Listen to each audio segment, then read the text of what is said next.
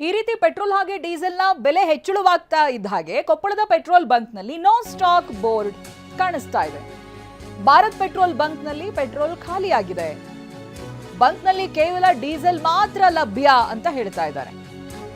Petrol ಸಿಗದೇನೆ ವಾಹನ ಸವಾರರು ವಾಪಸ್ ಹೋಗ್ತಾ ಇದ್ದಾರೆ. ಪೆಟ್ರೋಲ್ ಮತ್ತೆ ಡೀಸೆಲ್ ಎರಡರ ಬೆಲೆ ಕೂಡ ಏರಿಕೆಯಾಗಿದೆ. ಲೀಟರ್ಗೆ ₹3 ರೀತಿಯಾಗಿ ಏರಿಕೆ ಮಾಡಿದ್ದಾರೆ. ಅದರ ಬೆನ್ನಲ್ಲೇ ಇದೀಗ ಕೊಪ್ಪಳದಲ್ಲಿರುವಂತಹ ಪೆಟ್ರೋಲ್ ಬಂಕ್ನ ದೃಶ್ಯಗಳನ್ನು ನಾವು ತೋರಿಸ್ತಾ ಇದ್ದೀವಿ ನಿಮಗೆ. ನೋ ಸ್ಟಾಕ್ ಅಂತ ಬೋರ್ಡ್ ಹಾಕೊಂಡಿದ್ದಾರೆ. ಅಂದ್ರೆ ಪೆಟ್ರೋಲ್ ಇಲ್ಲ, ಡೀಸೆಲ್ ಇದೆ, ಹಾಕೋಬಹುದು ಅಂತ. ಕೇವಲ ಡೀಸೆಲ್ ಮಾತ್ರ ಲಭ್ಯ ಇದೆ ಪೆಟ್ರೋಲ್ ಬಂಕ್ನಲ್ಲಿ, ಪೆಟ್ರೋಲ್ ಇಲ್ಲ. ದರ ಏರಿಕೆಯ ಬೆನ್ನಲ್ಲೇ ಈ ರೀತಿ ಪೆಟ್ರೋಲ್ ಇಲ್ಲ ಅನ್ನುವಂಥ ಬೋರ್ಡ್ಗಳು ಕೂಡ ನಮಗೆ ಪ್ರಾರಂಭದಲ್ಲೇನೆ ಕಾಣಿಸ್ತಾ ಇದೆ.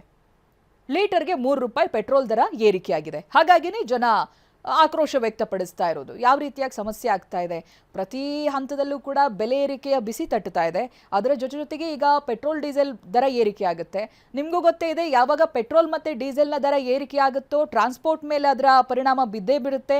ಟ್ರಾನ್ಸ್ಪೋರ್ಟ್ ದರ ಹೆಚ್ಚಳ ಆಗ್ತಾ ಇದ್ದ ಹಾಗೆ ಎಲ್ಲ ಸಾಮಗ್ರಿಗಳ ದರ ಕೂಡ ಹೆಚ್ಚಳವಾಗುತ್ತೆ.